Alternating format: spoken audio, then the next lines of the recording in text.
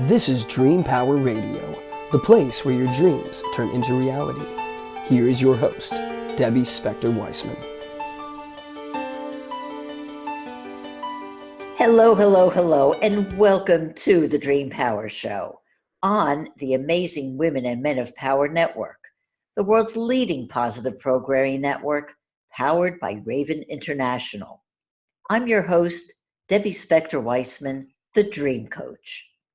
This is a show where we talk about dreams, both daytime and nighttime dreams, and how you can use them to make the internal shift to a life you love.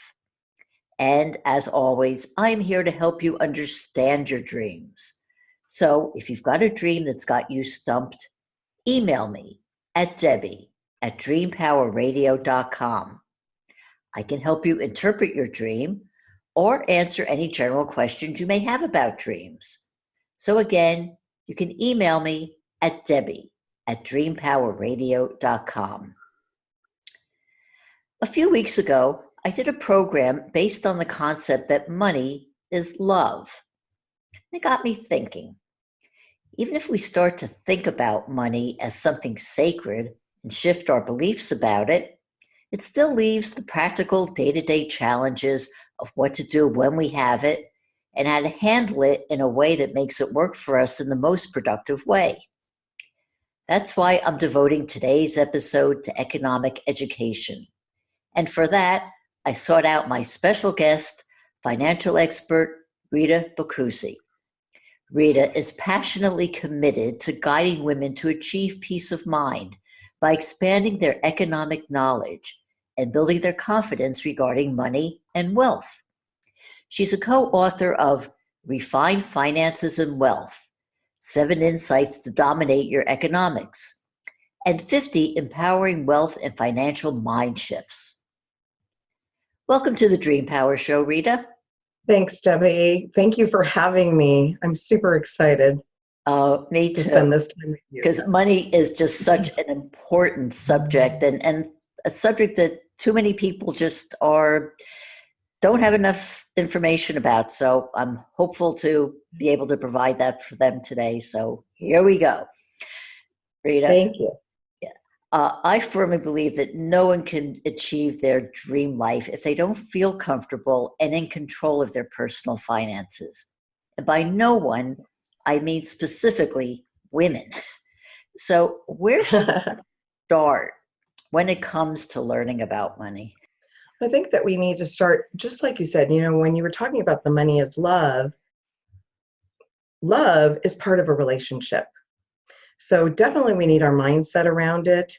And when we have those stories that we've created usually as children, that's one of the biggest thing is as young women, we needed to be proper. We didn't have certain discussions. And those, I'm going to say, are the stories of yesteryear. What we do know is that we need to strengthen that relationship with money. So how do we do that? Well, in any relationship, we need to learn, right, how to deal with money or to deal with a person in relationship. So when you think about it like that, each of us comes, like I said, from a background of different stories. Is that story that we grew up and we heard our parents talking about money in a negative state? You can't afford it. It doesn't grow on trees. Rich people are greedy. Or was it, we can afford that. This is the right time to buy this. This is maybe a different time might be a right time to buy something, so that we don't set ourselves in the victimization. But always exploring, always being curious. I think that we start with curiosity. In our nation right now, there's not a lack of money. There's an abundance of money, right? So where do we tap into that abundance? Well, just like anything else, you're curious, you learn about it, you find out what your options are, and then you proceed. So I've created communities in our local area where, and I say there are several women like myself that we started branching out because women do something great. They build great relationships. and they work in collaboration together. And so we need to get educated around money, because it's not a lack of money problem, it's that lack of money education problem. So where do we go, right? So what is the first thing you say? You have a woman come to you and she wants to learn about how to handle her finances. So what is the first thing that you talk about? Well, the first thing that we talk about is I like to know a little bit about their background and where they're coming from. When they talk about their money, what's the purpose around their money? And this is a question that tends to create almost a deer in the headlight look, because how many of us have been asked, what's the purpose of our money? So we start right there. You look at the purpose. What's that end goal that you want that money to serve you for? What's that purpose? Is the purpose for a trip next year? Is the purpose for long-term passive income paying you year after year so you never have to outlive it? So what is that purpose? And that's where we start. We start with the purpose of money. Okay. One of the things I think about for a long, long, long time when I thought about money, it also always came with the emotion of fear. Because you talk about stories. I had stories, the stories that were taught to me growing up was that money was scarce and that it was hard to come by. And so I had to spend a lifetime overcoming that. So how do you deal with people's fears about money? Yep. Well, just like anything else, it's about talking about them. So that I talk about fear is facing everything and rising versus false evidence appearing real. If it isn't real, it's still real to you. So what we need to do is face it and then rise above it. So how do we do that? So I have an acronym that I use is raining down goodness, right? So that we can see these beautiful rainbows in our lives. Rain is where you recognize what's going on. When you recognize that you have that fear, well, then let's acknowledge it. Where did it come from? Was it mom? Was it dad? Is it society? Is it us? Are we telling ourselves we should have done this and we should have done that and we're shitting all over ourselves? What's that dynamic? Once we understand that, then we can learn about options and steps that we can implement right now. And that's where the end comes in, is the now. We got to take action. Whatever the step is, a baby step, sometimes it's just the conversation that's not comfortable. I always tell people, if each one of us didn't when we went to school, we never learned about math from K through 11, but yet in 12th grade, we had to take a series of math tests and see if we knew algebra or calculus or geometry, we wouldn't fare very well, would we? So why are we putting so much pressure on ourselves right now? So we need to learn to let go of that pressure, be open, and just take in what you can learn right now. And do some reading, go to events, surround yourself with the people that you want to be like financially, so that you can learn and ask questions and be a little more curious to take that next step. Do you find that you get resistance from people when you start to talk about money, where they are afraid to talk about it, or they don't want to, or they're unwilling to reveal their intimate ideas about it? There is a little bit of that. I do find that women especially women, tend to open up to me, because I always tell people, you know what, in order to learn around money, I became the question queen. So I asked whatever question came into my head, because there are no dumb questions. And when I meet with people, I say, you know, the most important questions in the conversation that we're having are the ones that you're too scared to, the ones you think are going to make you look dumb, or you feel angst around. Those are the ones to get out of the way first. And if you're not comfortable, then we can just start to talk in a general term around them. And that usually helps people open up, because nobody wants to reveal that they've been in a negative spot. but there are ups and downs in life for everybody, including myself. And the only way to go up is to have that conversation, so that this way an opportunity can come into our knowledge base to then move forward.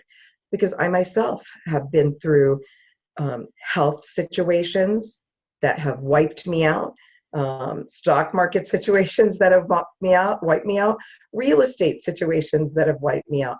And the one thing that you learn is all you can do is fall forward.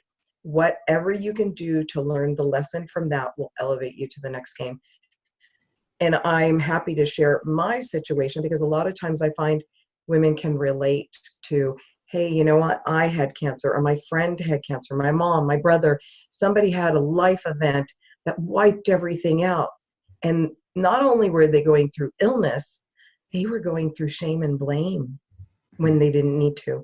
And I know what it feels like to go from being a breadwinner to being what I felt was a burden, even if that wasn't true.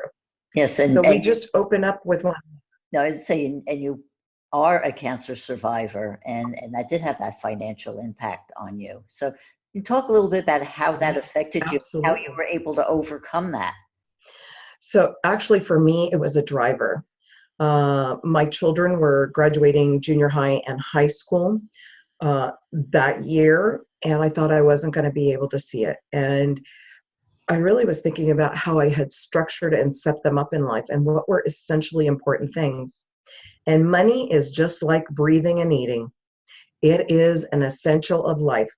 Whether we like it or don't like it, we need it to move forward. So I started reading. I literally just had my, when I felt well enough or strong enough, I went to the library and picked some books around money. And I figured I'd pick some books around millionaires and billionaires because they already got it done right and who best to learn from. So I started reading.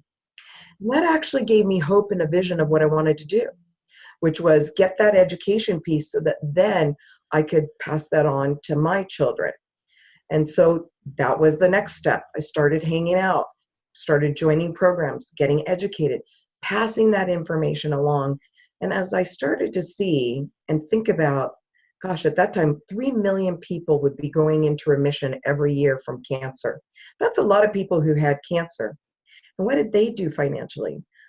I also knew, because I had worked in the medical industry for about 26 years, that one of the biggest factors for the bankruptcy rate every year over year, which is 60% of all bankruptcies are due to medical related issues every year, didn't have to be that way with just a little bit of knowledge. Because I kind of missed the boat. And I say kind of because I didn't make that hold me back. I could say it held me back, but I knew with the knowledge that I was acquiring that it was like a level up and a level up and a level up, and then acting on it, implementing it, and doing it right then, not waiting.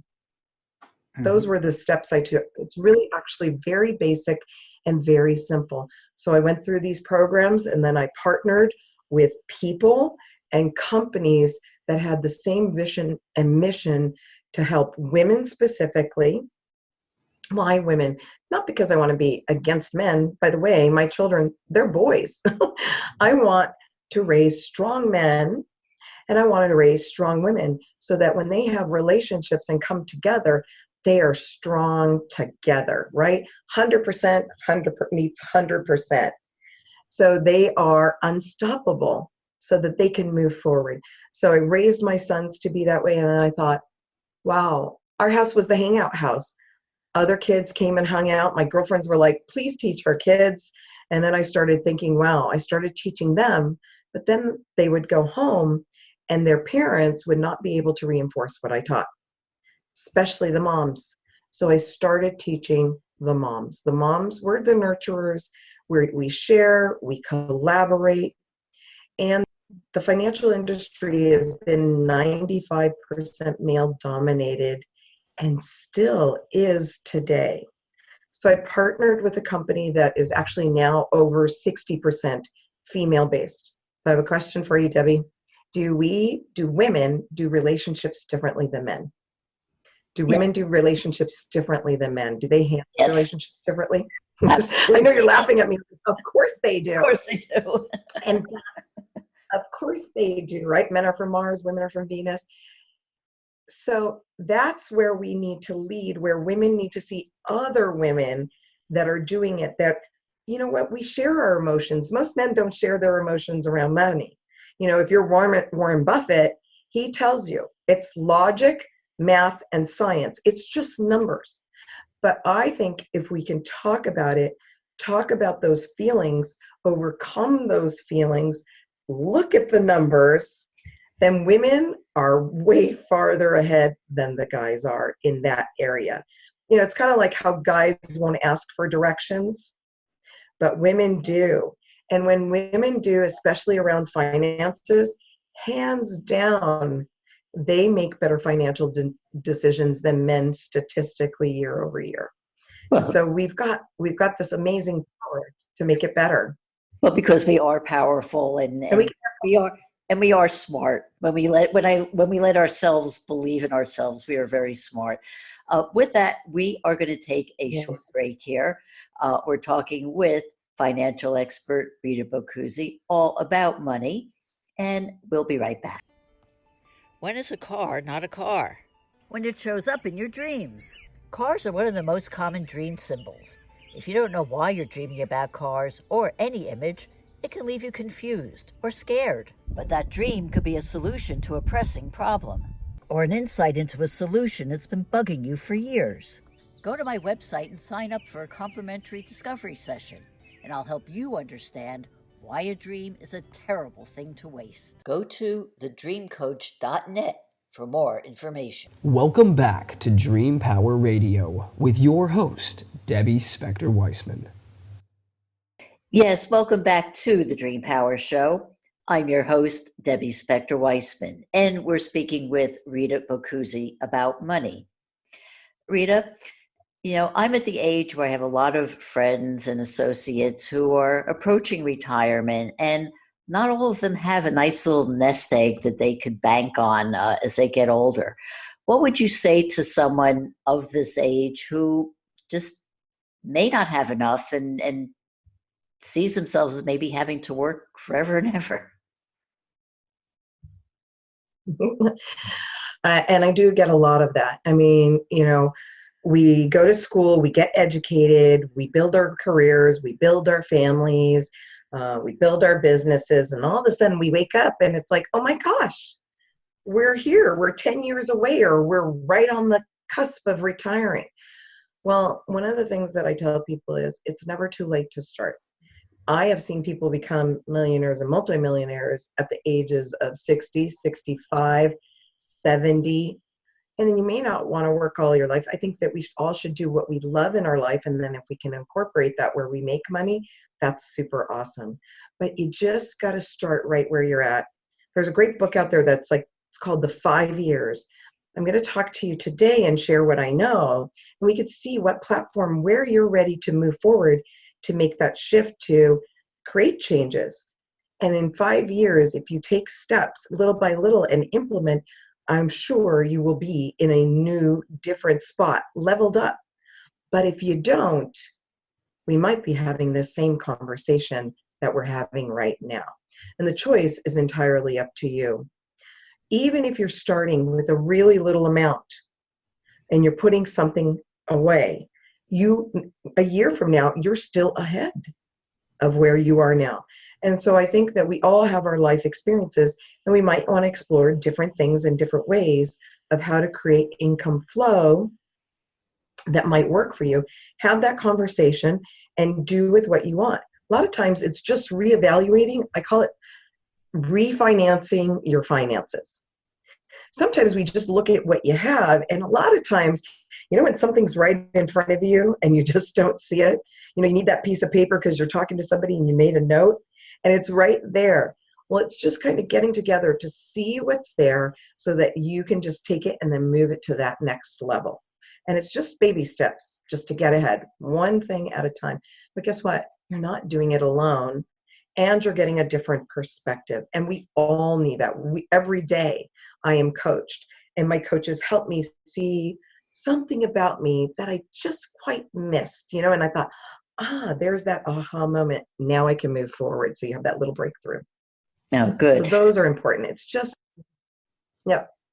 Yeah. Well, one of the things that always helps me is have an example. So, without naming any names, do you have an example of someone who has made this kind of financial success in her life through what you've been teaching? Actually, I have a really awesome couple.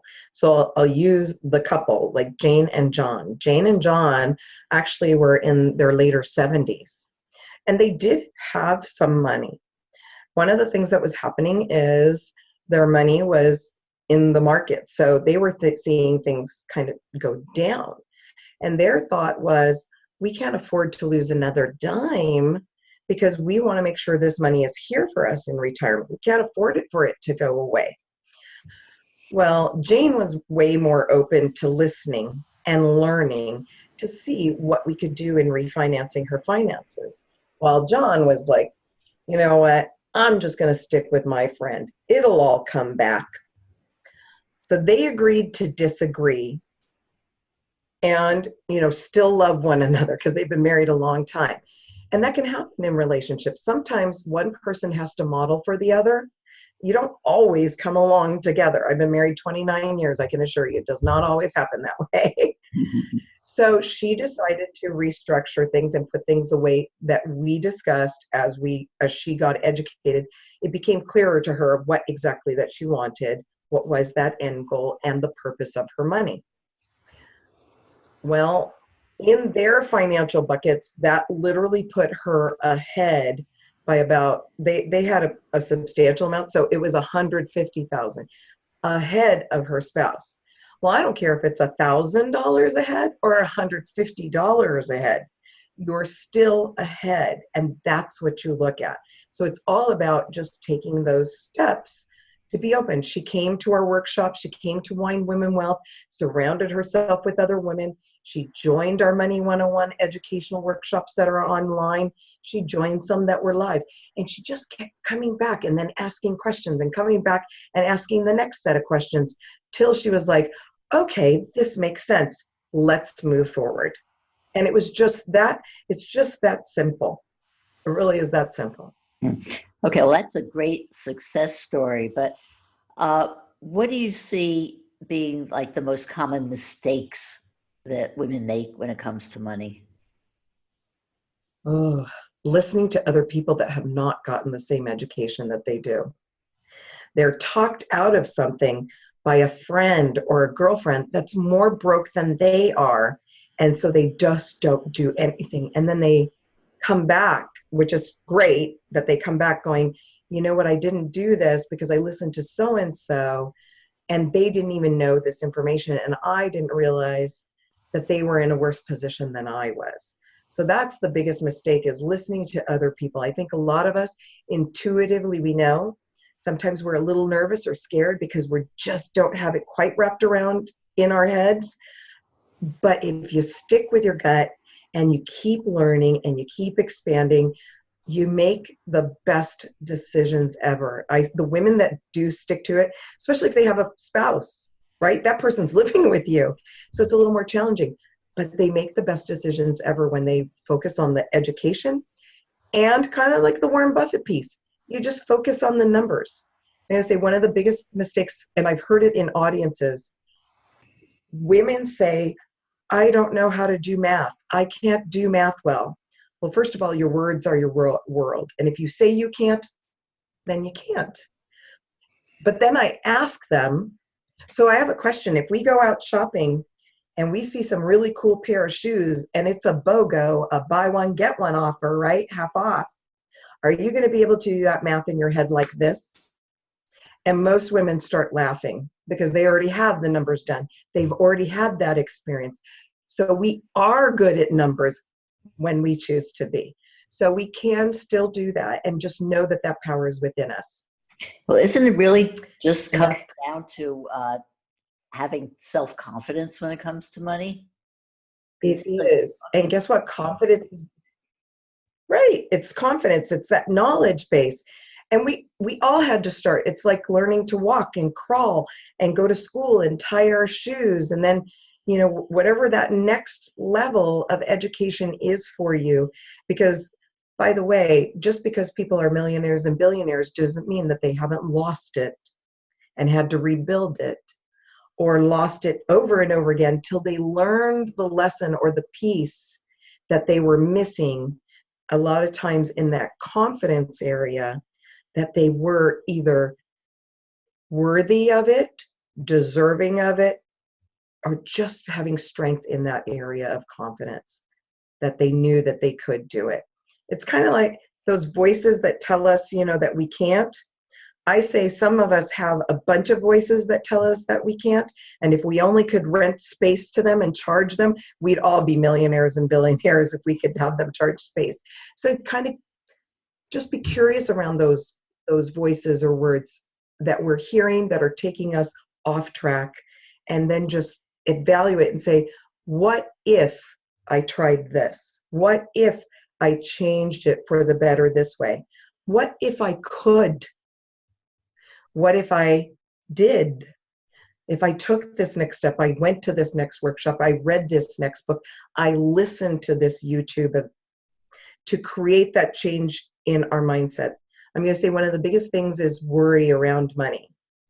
And I'm going to promote Jim Rohn because I myself had the habit of worrying. And worrying in many people's lives is just that. And it's called Kick the Worry Habit. And Jim Rohn teaches us how to create that shift in our minds to focus away from it. So I literally would go to bed, because that's when the chatter started, and put my earphones in and listen to him telling me so that my subconscious could learn it. And when I woke up from those voices, I would put it in. And it took about 1.5 years for me to get away from having to do that. But I still reinforce it with reading and positivity all around me. Before, you were talking about how when you were first, reacquainted yourself with money, you taught your sons about it. How soon should children be taught about money? So really wonderfully, right now we've started a program called Money, Mommy, and Daddy and Me. So really it starts from when they're very, very little. The language that we use is the language that they're used to, right? So if we start learning about, how, 1 block plus 1 block, they pile up blocks. Well, I know we can't use coins with kids, but you can explain that as they're little in the concepts of more, and then transition to money. Never let children hear you fight around money. Never let them hear you say that you can't, we can't afford. Really, we can't afford things. We choose where to allocate them. Sometimes people are super, I get that it can be super tight, but you can always find resources or replacements for what you need. And money can help us do that. It's just a resource. So how do we resource money? I mean, it's like kids doing lemonade stands. That's teaching them about money. And I see 5 and 6-year-olds doing that. So we can start very, very young, and it should be throughout their life. And before they get in trouble. Right. Learning certain basics like compound interest. We know about it, that we get interest and it compounds and it grows. And we know that it can work for us. But do we know how it can work against us? Most people aren't taught that piece, because they're never going to teach you or tell you when you're buying something that, that $5 Starbucks can be an $80 Starbucks over a few period of years, just because of compound interest of you not putting that money away. And the choice is ours. And it is all around choice and making a decision to move forward. Uh-huh. Okay. There's so many other topics we could get to, but we're almost out of time. So my final question to you is, how can people find out more about you and your services? Wonderful. So they can find out more about me by going to mamaritamoney.com. So mama is spelled the Italian version, MAMMA, Rita, RITA, money, MONEY, redefine.com, and they can see about Wine Women Wealth. They can get on an emailing list. I can send them links to learn about the Money 101 workshop and learn key money principles so that they can be empowered in their lives. And I hope they do, and they join me and just gain those nuggets and move forward and flourish in their lives. Oh, thank you, Rita, and thank you for being on the Dream Power Show today. We've been speaking with financial expert Rita Boccuzzi on the Dream Power Show. I hope you've enjoyed today's program. Until next time, this is Debbie Spector-Weissman saying, sweet dreams, everybody. You've been listening to Dream Power Radio with your host, Debbie Spector-Weissman. For more information on Debbie or to sign up for her newsletter, go to dreampowerradio.com. This has been Dream Power Radio on the amazing Women and Men of Power Network, the world's leading positive programming network, powered by Raven International.